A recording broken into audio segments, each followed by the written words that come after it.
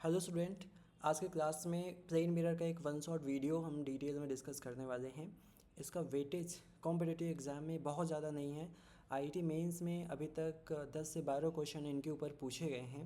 ठीक है, तो वन शॉट वीडियो का मतलब ये रहेगा कि आपको पूरा वीडियो 10 से 15-20 मिनट में आपको पूरा देख लेना है। उनके बाद आप जितने भी प्रीवियस ईयर क्वेश्चन हैं उनको आप अच्छे से प्रैक्टिस करें।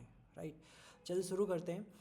तो सबसे पहले ऑप्टिक्स क्या होता है। ऑप्टिक्स एक तरीके का फिजिक्स का ब्रांच है जिसमें हम बिहेवियर ऑफ लाइट के ऊपर हम डिटेल में डिस्कशन करेंगे। लाइट को लेकर के दो अलग अलग कैटेगरी डिवाइडेड है। कुछ थ्योरी हाइजेन ने प्रूव की जिसको हम वेव थ्योरी कहते हैं। कुछ चीज़ें आइंस्टाइन ने प्रूव किया जिसको हम पार्टिकल नेचर ऑफ लाइट कहते हैं। बट इस चैप्टर में हम लोग लाइट के उस नेचर को स्टडी करेंगे जो ये बताएगा कि लाइट एक स्ट्रेट पाथ में मूव करता है। राइट, जैसा कि यहाँ पे हम देखेंगे कि लाइट को हम यहाँ पे ज्योमेट्रिकल ऑप्टिक्स भी कह रहे हैं। तो इसमें पहला पॉइंट ये है, the propagation of the light is govern by the geometrical rule. जितनी भी आपने ज्योमेट्री पढ़ी हुई है मैथ्स के अंदर वो सारी ज्योमेट्री यहाँ पे हम अप्लाई करेंगे। ठीक है, और किसी एक मीडियम की बात होगी उसमें जो लाइट है वो स्ट्रेट लाइन में जाएगा। लेकिन अगर वो मीडियम चेंज होगा, एक मीडियम से दूसरे मीडियम में जा रहा होगा, तो यहाँ पे आपको याद रखना है कि वहाँ पे रिफ्रैक्शन होता है एंड उसका पाथ डेविएट हो जाता है and that deviation of the path is known as a refraction. ठीक है, एंड लास्ट में हम ये बात करेंगे कि जब एक मीडियम से दूसरे मीडियम में लाइट जा रहा होगा तो तीन इंपॉर्टेंट चीज़ें होती हैं। एक होती है velocity, frequency and wavelength. v equal to F lambda इसका बेसिक फार्मूला होता है। अगर फ्रीक्वेंसी कांस्टेंट हो गई तो वेलोसिटी के चेंज होने पे वेवलेंथ की वैल्यू भी चेंज हो जाएगी। राइट, तो अगर वेलोसिटी कम हो गई, डेंसर मीडियम में गए, वेलोसिटी कम हो गई तो उसका वेवलेंथ भी क्या हो जाएगा, कम हो जाएगा। तो यहाँ पे क्वेश्चन बनता है कि अगर मान लीजिए कोई लाइट का वेवलेंथ वैक्यूम में समथिंग है, तो अगर वो पानी में गया तो उसका वेवलेंथ चेंज हो जाएगा। इट मीन्स उसका कलर भी चेंज हो जाएगा। तो उसका आंसर है नो, उसका कलर वही रहेगा। बट लाइट का जो कलर है वो स्पेसिफिक मीडियम से डिसाइडेड होता है। तो वैक्यूम के अकॉर्डिंग सारी नॉमेनक्लेचर बनाए गए हैं कि इस कलर का ऐसा वेवलेंथ होगा। लेकिन अगर वही कलर, वही लाइट अगर किसी दूसरे मीडियम में जाएगी तो उसका नॉमेनक्लेचर चेंज हो जाएगा। ठीक है, चलिए, तो ज्योमेट्रिकल ऑप्टिक्स का बेसिक क्राइटेरिया यही है, आपको स्ट्रेट मान करके ही क्वेश्चन को सॉल्व करना है। उसके बाद एक बड़ा इंपॉर्टेंट पैरामीटर आता है कि लाइट एक मिनिमम पाथ को फॉलो करता है। जैसे अगर ए से पी आया, पी से बी की ओर गया, तो जो लाइट का पाथ है ये सबसे ज़्यादा शॉर्टेस्ट होगा। और मीडियम सेम है, स्पीड सेम होगा, तो शॉर्टेस्ट पाथ ही शॉर्टेस्ट टाइम का भी क्राइटेरिया होगा। इस क्वेश्चन में पूछा है अगर वो ए से बी स्ट्राइक करके जा रहा है, राइट, एक तो डायरेक्टली जाएगा, उस पाथ की बात नहीं कर रहे हैं, अगर स्ट्राइक करके जाएगा तो मिनिमम पाथ क्या होगा वो बताइए। यहाँ पे मिनिमम पाथ की जगह मिनिमम टाइम पूछा हुआ है, तो इसके लिए हमको क्या करना है, तो यहाँ पे ध्यान से देखना।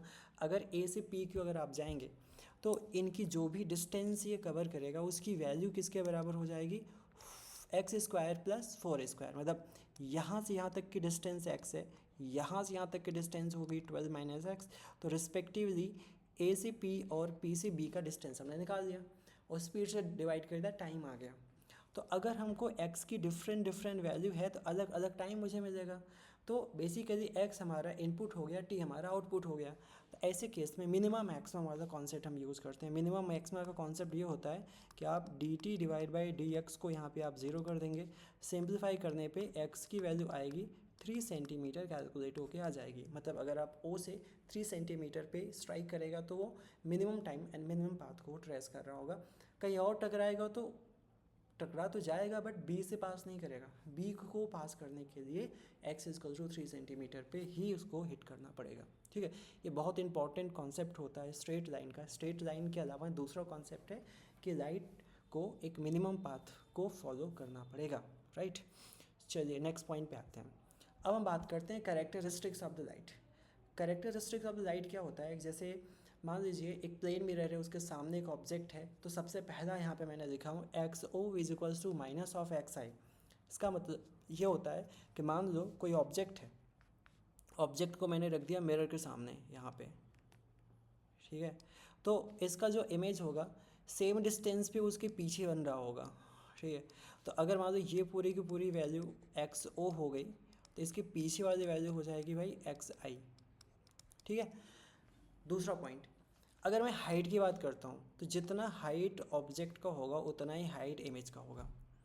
अब देखो मिरर के सामने यहाँ पे क्या है, ऑब्जेक्ट। मिरर के पीछे क्या है, इमेज।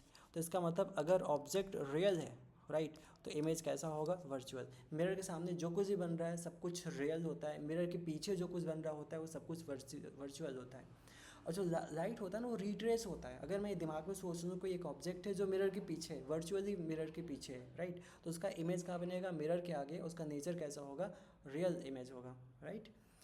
दूसरा, ठीक है, एक लैटरल इन्वर्जन नाम का कॉन्सेप्ट होता है। लैटरल इन्वर्जन आपने देखा होगा एम्बुलेंस में, जो एम्बुलेंस लिखा होता है वो मतलब उल्टा करके लिखा होता है, क्योंकि जब इसको मिरर में देखते हैं तो मिरर इमेज ये इसको इन्वर्ट कर देता है। तो उल्टा लिखेंगे, इन्वर्ट करेगा तो सीधा हो जाएगा।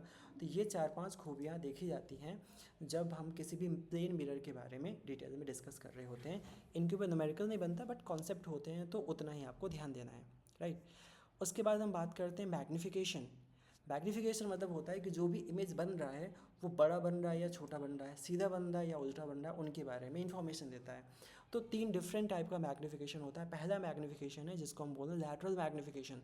लैटरल मैग्नीफिकेशन हमेशा इस मतलब प्रिंसिपल एक्सिस है, तो प्रिंसिपल एक्सिस के ऊपर जो ऑब्जेक्ट होता है उसको मुझे यहाँ पे चेक करके बताना होता है। तो मान लेते हैं यहाँ पे बन गया ऑब्जेक्ट, ठीक है, तो इसके ऊपर ऑब्जेक्ट बनने के जस्ट यहाँ पे बनता है इमेज। दोनों की हाइट सेम होती है, ठीक है, इसको बोलते हैं हाइट ऑफ ऑब्जेक्ट, इसको बोलते हैं हाइट ऑफ इमेज। और इनकी वैल्यू सेम होगी तो इनके पास जो लैटरल मैग्नीफिकेशन होगा उसकी वैल्यू हो जाएगी +1, तब सेम हाइट के बराबर इमेज बनता है। उसी तरीके से नेक्स्ट क्राइटेरिया होता है कि longitudinal magnification. Longitudinal magnification means होता है एक ऑब्जेक्ट अगर यहाँ पे है तो वो इस तरीके से दिखाई देगा, मतलब ऑब्जेक्ट को प्रिंसिपल एक्सिस पे रखना है। तो इनके लेंथ के ऊपर कोई भी चेंज नहीं होता, जितना लेंथ अगर ऑब्जेक्ट है उतना लेंथ यहाँ पे इमेज का होता है। तो अगर इनको हम सिंप्लीफाई करेंगे तो इनका भी लैटरल मैग्नीफिकेशन की वैल्यू एग्जैक्टली +1 के बराबर हो जाएगी। तीसरा मैग्नीफिकेशन होता है जो कि एरिया से रिलेटेड है। अगर मैं आपको बोलूँ कि भाई यहाँ पे एक ऑब्जेक्ट हमने रख दिया, राइट, ऑब्जेक्ट यहाँ पे एक बना दिया एंड उसका image as it is just यहाँ पे आपको देखने को मिलेगा, ठीक है। जैसा कि मैंने बोला कि भाई इनकी हाइट तो चेंज नहीं होगी, तो same as it is height आपको देखने को मिलेगा।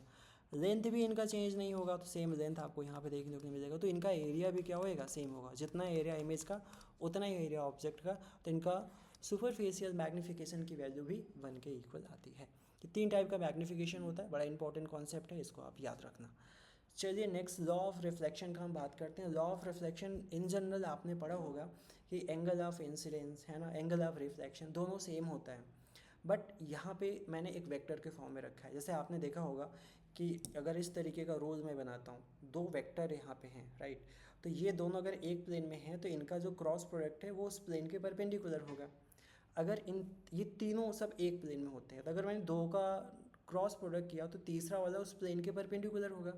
उसका रिमेनिंग किसी के साथ में अगर मैं डॉट प्रोडक्ट निकालता हूँ तो उनकी वैल्यू 0 आ जानी, क्योंकि cos 90 की वैल्यू 0 होती है। तो यहाँ पे देखो आई और एन का जो क्रॉस प्रोडक्ट है वो आर के साथ मैंने कर दिया, ठीक है, डॉट प्रोडक्ट, तो 0 आ गया।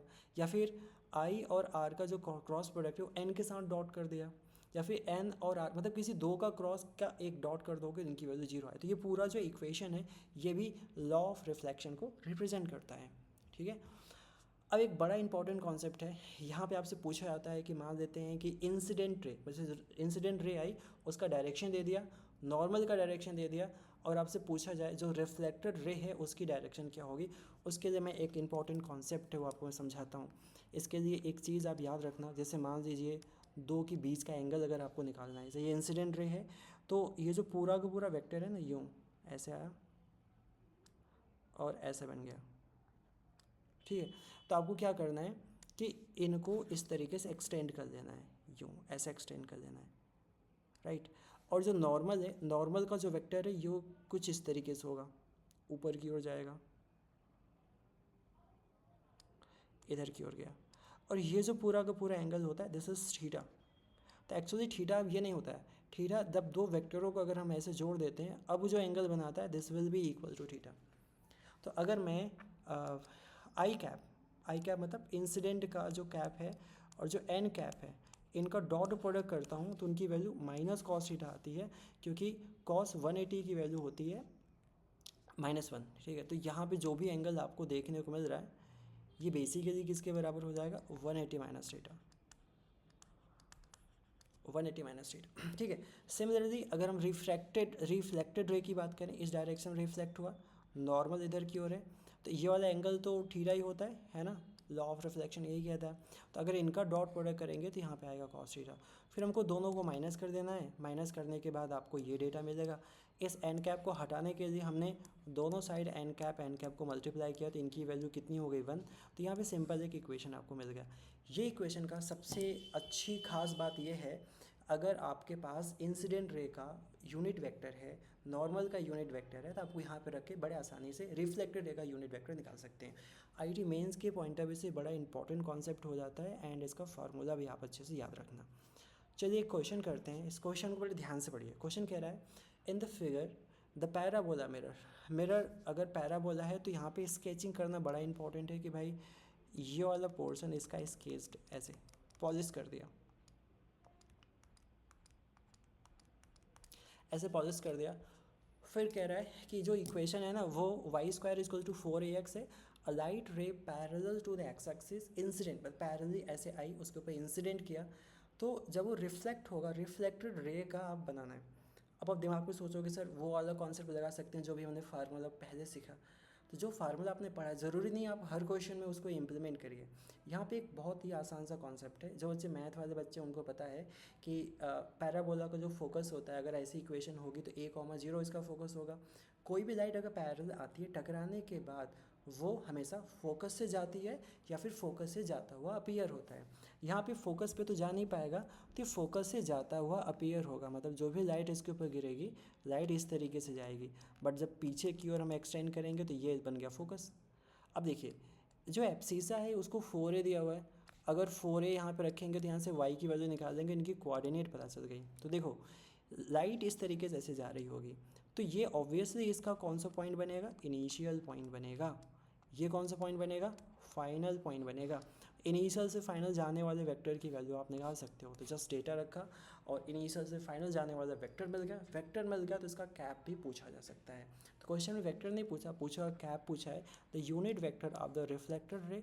तो अगर हम इसकी वैल्यू निकालेंगे तो कितनी हो जाएगी, 3ai cap plus 4aj cap and divide by इसकी वैल्यू कितनी होगी, 3² प्लस 4²। सॉल्व कर देंगे तो फाइनल आंसर आपको मिल जाएगा।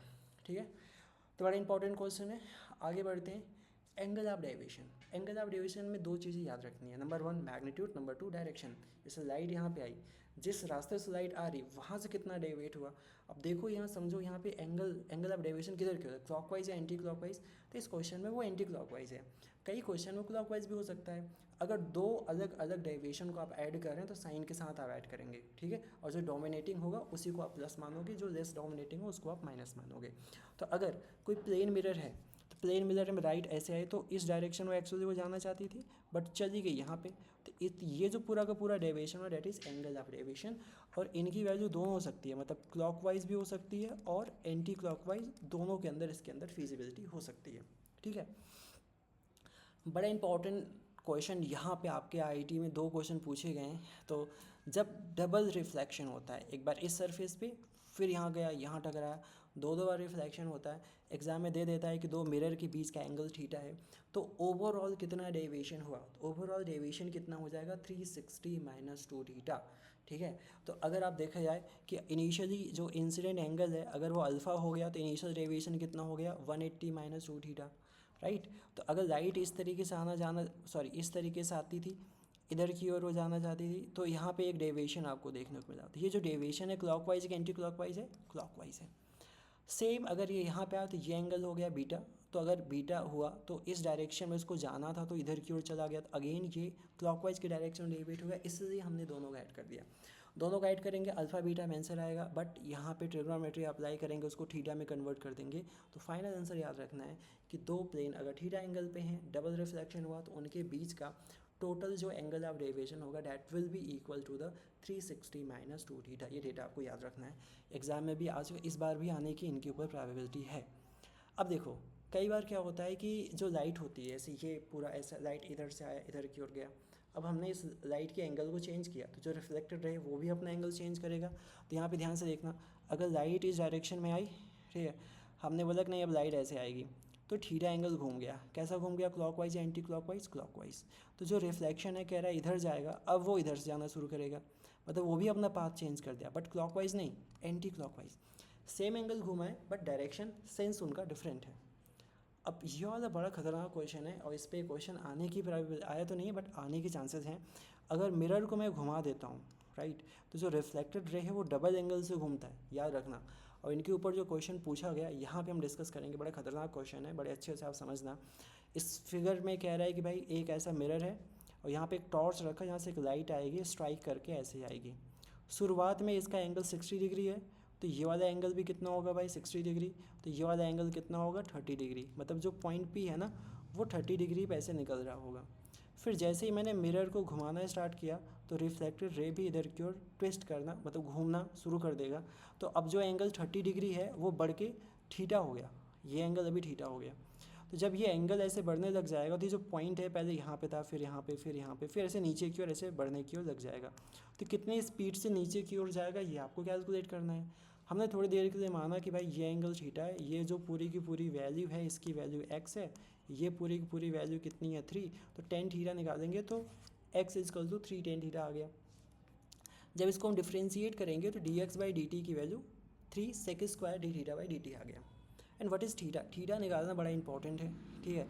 और जो dx/dt है इसको इस पार्टिकल की वेलोसिटी हम कह देंगे, और जो d थीटा बाई dt है जो रिफ्लेक्टेड रे है ना उसकी एंगुलर वेलोसिटी हम कह देंगे। क्वेश्चन में लाइट की एंगुलर वेलोसिटी दिया है डेट इज़ 1 डिग्री पर सेकेंड।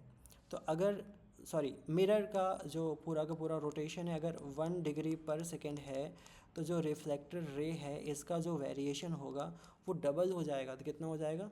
2 डिग्री पर सेकेंड। तो अब यहाँ पे डेटा रखते हैं, 3 की वैल्यू 3 हो जाएगी। थीटा भी कितना हो जाएगा? कब की बात कर रहा है सर? 15 सेकेंड बाद। 15 सेकेंड बाद कितना हो जाएगा? तो मेरे को पता है कि जो मिरर है ना, mirror time to time 1 degree पर सेकेंड क्लॉकवाइज घूम रहा है, तो 15 सेकेंड में कितना घूम जाएगा भाई? मिरर तो घूम जाएगा 15 डिग्री। तो रिफ्लेक्टेड लाइट कितना घूम जाएगा? वो कितना हो इसका जस्ट डबल, कितना घूम जाएगा? 30 डिग्री। 30 डिग्री घूम गया। तो देखो शुरू में कितना एंगल था भाई? शुरू में कितना एंगल था? 30 डिग्री। बाद में कितना और एक्स्ट्रा एंगल घूम गया? 30 डिग्री। टोटल एंगल कितना हो गया? 60 डिग्री। तो t इक्वल टू 15 सेकेंड पे थीटा की वैल्यू हो गई 60 डिग्री। एंड सेक 60 की वैल्यू होती है 2, स्क्वायर करेंगे तो आ जाएगी 4।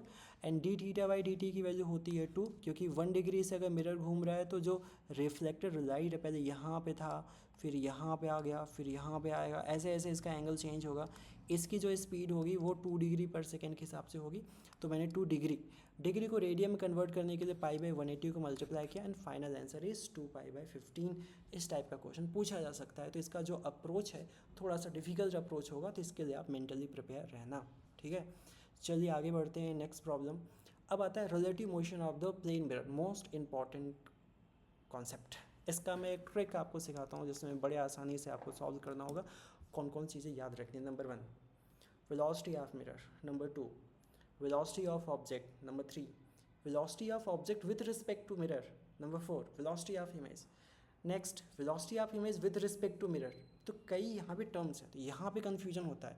इस कन्फ्यूजन को हटाने के लिए मैं एक कॉन्सेप्ट मैंने आपको सिखाया था कि पोजीशन ऑफ ऑब्जेक्ट, बताया था कि नहीं? Position of object with respect to mirror, this will be equal to the minus of position of image with respect to the mirror। ऐसा मैंने आपको सिखाया।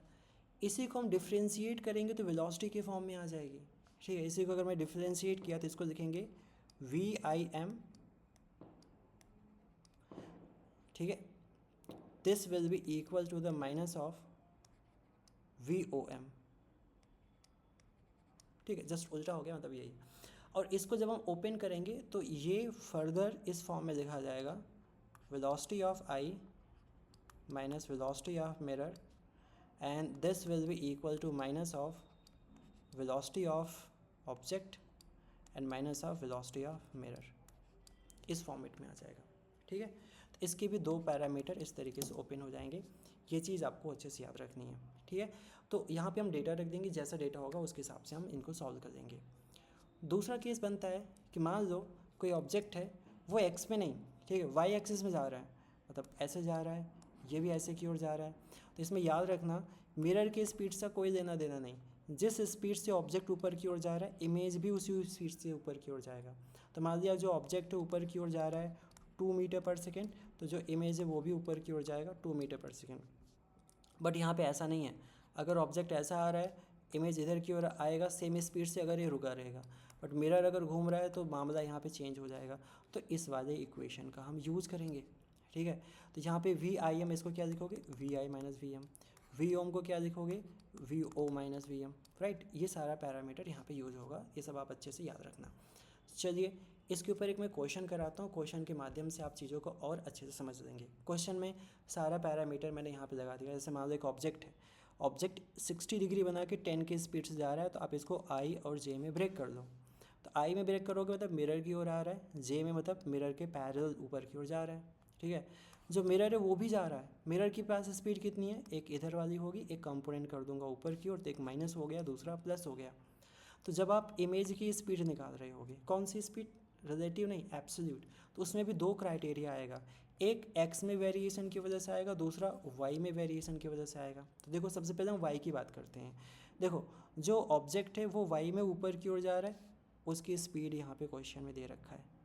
मिरर भी ऊपर की ओर ऐसे जा रहा है, उसके बारे में भी इंफॉर्मेशन दे रखा है। तो बट मैंने बोला था जब मिरर के पैरेलल कोई ऑब्जेक्ट जाएगा ऊपर, इमेज के ऊपर कोई इम्पैक्ट नहीं होगा, मिरर कितनी भी स्पीड से जाए। बट जो ऑब्जेक्ट की ऊपर वाली स्पीड होगी, बाद में इमेज की भी ऊपर वाली speed as it is same होगी। तो जो भी ये पूरी पूरी वैल्यू है एज इट इज़ हम यहाँ पे पुट कर सकते हैं। तो यहाँ पे आपको वैल्यू कितना मिलेगा भाई, यहाँ पे वैल्यू रख देते हैं। वैल्यू आ जाएगी 10 sin 60, 10 sin 60 वैल्यू आ गई। लेकिन जब मैं x की बात करूँगा, x में मामला चेंज हो गया भाई, इधर की कुछ स्पीड है जैसे कि यहाँ पे दे रखा है, मिरर की x वाली कोई स्पीड आएगी, यहाँ पे ऐसा दे रखा है, एंड दोनों रिलेटिवली मूव कर रहे हैं तो इमेज की वैल्यू कुछ और आएगी। तो इसके लिए हम लोग अपना वाला फार्मूला यूज़ कर लेंगे कि velocity of object with respect to mirror is equals to minus of velocity of image with respect to mirror. इसको ओपन करेंगे तो V O minus V M, और इसको ओपन करेंगे तो ये माइनस हो जाएगा, ये प्लस हो जाएगा, वी आई वी एम। तो वी आई को एक साइड रखा और वी एम को मैंने शिफ्ट किया, तो वी आई की वैल्यू किसके बराबर आ गई, 2 V M minus V O. तो यहाँ पे जो भी पूरा का पूरा डेटा लिखा जाएगा वो एक्स वाला ही लिखा जाएगा, वाई वाला नहीं लिखा जाएगा। तो वी एम की वैल्यू एज इट इज़ उठाया और यहाँ पे हमने पुट कर दिया, और वी ओ की वैल्यू उठाया मैंने यहाँ पे पुट कर दिया। तो इमेज की एक्स का कंपोनेंट आ गया और एक्स का कंपोनेंट मैंने यहाँ पे रख दिया। तो जो भी चीज़ मैंने आपको सिखाई ये टफेस्ट पार्ट है, मतलब इससे टफ क्वेश्चन नहीं पूछेगा, इसको आपको समझ में आ गया। बाकी क्वेश्चन बड़े आसान है, बड़े आसानी से आप इसको अप्रोच कर सकते हो। चलिए नेक्स्ट क्वेश्चन में आते हैं। अब आता है मल्टीपल रिफ्लेक्शन वाले प्रॉब्लम। जैसे मिरर को एक समथिंग एंगल के बीच में ऐसा रख दिया, ऐसे एंगल बना के रख देंगे, उसके बीच में ऑब्जेक्ट रख देंगे। तो इसके कुछ केसेस हैं, केसेस मैं आपसे डिस्कस कर दे रहा हूँ। जैसे क्वेश्चन में बोल रहा है कि दो मिरर हैं M1 M2, ठीक है, एंड दोनों इस तरीके से रखे गए हैं कि जो भी इनके बीच का एंगल थीटा है, ठीक है, उसको डिवाइड करने पे इवन आ रहा है। जैसे इवन कैसे आ सकता है, जैसे 360 है, तो अगर मान लीजिए थीटा की वैल्यू हो गई 90 डिग्री, है ना, तो कितना आ गया 4, 4 इज़ द इवन। अगर जो 360 है इसको मैंने डिवाइड कर दूँ 60 से, मैंने डिवाइड कर दिया, तो आपका आंसर कितना आ गया, 6 आ गया, ठीक है। तो ये जो 4 आए, जो 6 आए, ये दोनों आपस में कौन सा है, इवन नंबर है। तो अगर इवन नंबर आते हैं तो टोटल जो नंबर ऑफ इमेजेस हैं वो n-1 हो जाता है। तो अगर मैंने बोला if theta will be equal to the 90 degree, ठीक है, तो यहाँ पे n की जो वैल्यू आनी है वो एग्जैक्टली किसके बराबर हो जाएगी, 4 के बराबर होगी। तो जो नंबर ऑफ इमेज हैं वो बेसिकली कितना हो जाएगा, 3। What theta is the angle between the two mirror, इनके बीच का जो भी एंगल है। तो यहाँ से अगर पूछा जाए total number of image that is n-1, और इसमें से अगर माइनस करेंगे तो कितना आएगी, 3। तो 3 इमेजेस यहाँ पे बन रहे होंगे। इसका दूसरा केस हम अगर मैं डिस्कस करूँ कि भाई मान लीजिए ये दो मिरर हैं और इनको ऐसा एक एंगल दिया कि जो कि ऑड आ गया, है ना, ऑड आ गया, फिर आप क्या करोगे, ठीक है, ऑड आएगा तो दो केस होगा कि या तो इनके बीच में रखा हुआ है या फिर कहीं और पे रखा हुआ है। तो यहाँ पे देखा when the two mirror are placed at angle, है ना, तो total number of image will be m-1 when the object is placed on the bisector. अगर यहाँ पे बाइसेक्टर पे रखा है और टोटल एंगल यहाँ पे कैसा आ गया, ऑड आ गया। जैसे मान लीजिए आपके पास 360 है और जो थीटा की वैल्यू है ना वो 40 है, तो 40 से मैंने डिवाइड किया तो कितना आ गया 9। तो 9 ऑड है कि इवन है, 9 क्या है, ऑड है, राइट। बट ये जो थीटा है ना इस तरीके से है कि जो ऑब्जेक्ट है बीच में रखा गया है, ये भी बना रहा है 20 डिग्री, ये भी बना रहा है 20 डिग्री, राइट। बाइसेक्टर बीच में रखा है, तो इसमें जो टोटल नंबर ऑफ इमेज होंगे वो 9 नहीं बल्कि 9 - 1 मतलब 8 के इक्वल हो जाएगा। नेक्स्ट पार्ट, अगर मान लीजिए इनका डिवीज़न ऑड आ रहा है बट बाइसेक्टर यहाँ पे रखे हुए हैं, अगेन मैंने बोला कि टोटल एंगल कितना है 360 डिग्री, इसको मैंने 90 से हमने जो 360 डिग्री है इसको मैंने 40 से डिवाइड किया तो आपका आंसर आ गया 9 और तो मिल गया। फिर देखेंगे बीच में रखा है कि कहीं और रखा है, तो मैंने रख दिया कहीं और रखा है। तो ये एंगल मान लीजिए कितना हो गया 10 डिग्री, और ये पूरा एंगल कितना हो गया 30 डिग्री, और ये एंगल टोटल कितना है 40 डिग्री। ऐसे केस में आपको टोटल नंबर ऑफ़ जो डेटा मिलेगा, नंबर ऑफ़ इमेज, वो 9 का 9 इक्वल होगा, कोई इसके अंदर वेरिएशन नहीं होगा। कई बार ऐसे प्रॉब्लम आते हैं जैसे 70 डिग्री, तो अगर आप 360 को 70 से अगर आप डिवाइड करेंगे तो आपको एक एग्जैक्ट ऑड इवन नहीं मिलेगा। तो ऐसे क्वेश्चन को एक लॉजिक से हम सॉल्व करते हैं। जैसे एक को आप M1 मान लो, दूसरे का आप M2 मान लो। अगर यहाँ से 40 डिग्री बना रहा है तो इमेज भी कितना बनेगा 40 डिग्री पे, तो जो M1 है M1 का पहला इमेज बन गया 40 डिग्री, और ये 30 डिग्री है तो जो M2 का इमेज बनेगा यहाँ से कितने एंगल बनेगा 30 डिग्री भी बनेगा, तो M2 के नीचे कितना बना दिया 30 डिग्री। यहाँ पे जो 40 डिग्री वाला है ना उसमें 70 को ऐड करोगे तो M3 के लिए एक नया इमेज बनेगा, मतलब 40 में 70 ऐड करेंगे तो कितना बन जाएगा 110। उसी तरीके से ये 30 है तो यहाँ पे इमेज भी कितना बन रहा होगा 30 डिग्री, तो ये 30 + 70 M2 के आगे एक इमेज बनाएगा, तो 30 में 70 ऐड कर दिया 100 आ गया। उसी तरीके से 100 में 70 ऐड किया 170, एंड उसी तरीके से 110 में अगर हमने 70 ऐड किया तो 118 आ गया। 180 पे आकर के रुक जाना है, 180 और उसके बाद वाले को कंसीडर नहीं करना है, ठीक है। तो अगर इसके ऊपर पूछा जाए कि भाई टोटल नंबर ऑफ़ इमेजेस है ना कितने आएंगे, कितने आपको कंसीडर करने हैं, तो ये कंसीडर हो जाएगा, ये कंसीडर हो गया, ये कंसीडर ये हो गया। 180 को कंसीडर नहीं करेंगे क्योंकि वो एज इट इज़ इसी लाइन पे ही आ जाएगा, है ना, सेम लाइन पे आ जाएगा। अभी सेम लाइन पे आता है तो ऑब्जेक्ट इमेज एक ही जगह पे आ गए, है ना, तो उसका कोई बनने का मतलब बनता नहीं है। तो इसमें टोटल नंबर ऑफ इमेज होनी चाहिए 6, बट लिखेंगे कितना 5, क्योंकि 180 वाले को कंसीडर नहीं करेंगे। तो ये मिसलेनियस केस है, अगर आपको ऑड इवन ये सब नहीं मिल रहा है, कोई रैंडम डेटा है, तो इस तरीके से आप अप्रोच कर सकते हैं। कई क्वेश्चंस ऐसे होते हैं जिसमें जो प्लेन मिरर होते हैं ना वो ऐसे रखे होते हैं, इनको हमको शिफ्ट करना होता है, एंड शिफ्टिंग के बेसिस पे हम देखते हैं कि भाई किस तरीके से डेटा हमको यहाँ पे कंसीडर करना है। जैसे यहाँ पे देखिए स्टार्टिंग में यहाँ पे एक मिरर यहाँ पे रखा है, राइट। ऑब्जेक्ट कितने दूरी पे है y, ठीक है, तो इमेज भी कितनी दूरी पे होगा y दूरी पे होगा। मैंने मिरर को शिफ्ट कर दिया, कितना शिफ्ट कर दिया, x डिस्टेंस शिफ्ट कर दिया। अब x डिस्टेंस शिफ्ट कर दिया, ये y है तो बचा हुआ डिस्टेंस कितना होगा y - x, तो ये डेटा y - x है। अब देखिए जो नया लोकेशन है वहाँ से ऑब्जेक्ट की दूरी कितनी हो जाएगी x + y, x पहले से ही y पहले से ही था, x शिफ्ट हो गया, नई दूरी कितनी होगी x + y, तो जो नया इमेज बनेगा वो कितनी दूरी बनेगा x + y पे बनेगा। तो क्वेश्चन ये पूछता है कि इमेज जो पहले था और जो बाद में बना उसमें कितनी शिफ्टिंग हुई, तो मान लिया d के बराबर शिफ्टिंग हो गई। ये डेटा कितना है y + x + d, इन दोनों को ऐड करेंगे तो कितना हो जाएगा x + y, इक्वेट कर दिया तो d की वैल्यू कितनी हो गई 2x। तो क्वेश्चन में बोलता है कि mirror is shifted by the 10 centimetre, 10 centimetre में शिफ्ट करूँगा तो इमेज कितना शिफ्ट हो जाएगा ट्वाइस ऑफ x, है ना, ट्वाइस ऑफ x शिफ्ट होगा। अगर इस टाइप का क्वेश्चन है तो ही अप्रोच करना है, अदरवाइज किसी दूसरे तरीके से आप अप्रोच करेंगे तो मतलब टर्म्स एंड कंडीशन के ऊपर डिपेंड करता है। इस टाइप के क्वेश्चन में ये डेटा आप याद रख सकते हैं, बट हर एक क्वेश्चन में इसको अप्लाई नहीं करना है। चलिए अब फील्ड ऑफ व्यू के बारे में बताते हैं। फील्ड ऑफ व्यू मतलब होता है कि अगर आप यहाँ पे बीच में खड़े हो तो पीछे का कितना एरिया देख सकते हो, जितना एरिया देख सकते हो that is field of view. यहाँ पे आप खड़े हो तो जितना एरिया पीछे का यहाँ पे ज़्यादा आप देख सकते हो, है ना, तो इसका फील्ड ऑफ व्यू बढ़ गया, तो इसी को हम फील्ड ऑफ व्यू कहते हैं। फील्ड ऑफ व्यू का एक बड़ा इंपॉर्टेंट कॉन्सेप्ट है। जैसे मान लीजिए आप यहाँ पे खड़े हैं, ठीक है, आपको अपना पूरा हाइट देखने के लिए मिरर की कितने लेंथ की रिक्वायरमेंट होती है, इसका एग्जैक्ट डेटा फिक्स होता है। ये आपकी आँखें, जैसे यहाँ पे आपके आइज़ हैं, तो लाइट यहाँ पे गई टकरा के यहाँ पे बाल को देख लिया, फिर लाइट यहाँ पे आया टकरा के ऐसे पैरों को देख लिया, ठीक है, और इनके एंगल यहाँ पे सेम सेम है, तो ये वाला जो पूरा का पूरा डेटा है ये वाला डेटा इक्वल होगा। सिमिलरली यहाँ पे ये जो डेटा है ये वाला डेटा आपस में इक्वल होगा। तो इस तरीके से ज्योमेट्री अप्लाई करेंगे तो एग्जैक्ट डेटा आपको पता चलता है। जितनी आपकी हाइट है और जितना आपका मिरर है उसके हाफ के बराबर मिरर की रिक्वायरमेंट होती है। इसी के ऊपर आपके एग्ज़ाम में एक ऐसा क्वेश्चन आया कि जो आदमी है ना वो यहाँ पे खड़ा हुआ है, राइट। आदमी यहाँ पे खड़ा हुआ है और पीछे इसका इमेज है, तो कितना मिरर की रिक्वायरमेंट होगी ताकि ये अपने पूरे के पूरे इमेज को देख पाए। बड़ा इंटरेस्टिंग क्वेश्चन है, बड़ा ध्यान से देखना। देखो जो पूरा का पूरा इमेज है यहाँ पे जो है वो बेसिकली मतलब पूरा जो दीवार पीछे यहाँ बना हुआ है इसकी जो हाइट है वो ट्वाइस ऑफ एच है। तो ये भी एच है, ये भी एच है। जो आदमी खड़ा है उसकी भी हाइट कितनी एच है। तो अगर आदमी की हाइट एच है तो ये जो फ्रंट वाला पोर्शन है, राइट, ठीक है, तो ये चाहेगा कि इधर वाला भी कॉन्सेप्ट को पूरा ऐसे ऐसे देख ले और चाहेगा कि मतलब इस वाले को भी ऐसे पूरा का पूरा देख ले। तो कितनी मिरर की रिक्वायरमेंट होगी, इतना हमको चाहिए। तो देखिए ये तो एच तो चाहिए ही चाहिए, बट इस वाले पॉइंट को देखने के लिए लाइट ऐसे आएगी टकरा करके इधर की ओर आएगी, तो ये वाला एक्स आपको चाहिए एक्स्ट्रा। इस एक्स को निकालने के लिए आप ध्यान से देखिए, अगर ये लेंथ एल है और ये कितना है 2l, अगर इसको हम एक्स मान लेते हैं, राइट, तो ये भी कितना हो जाएगा एक्स। तो ये वाला डेटा कितना हो जाएगा एच माइनस एक्स। तो देखिए इस वाले ट्रायंगल में और इस वाले ट्रायंगल में सिमिलरिटी का कॉन्सेप्ट हम अप्लाई करके एक्स की वैल्यू निकाल लेंगे। तो यहाँ से एक्स की वैल्यू हो जाएगी 3h/2।